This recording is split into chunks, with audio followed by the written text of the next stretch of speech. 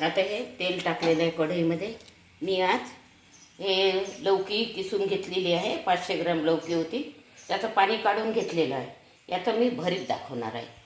आता तेल गरम झालेलं आहे, त्यामध्ये थोडं हिंग घालते,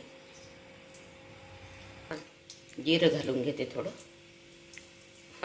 जिरं तडतडलं, आता त्यामध्ये मी कांदा घालून घेते.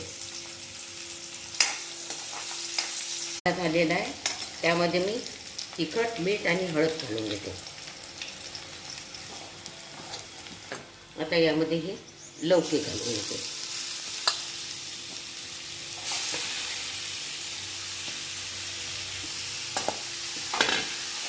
आता याला छान मिक्स करून घेते. मिक्स झालेला आहे याच्यात सगळा मसाला. आता मी त्याला झाकून घेते आणि मंद आचेवर शिजू देते.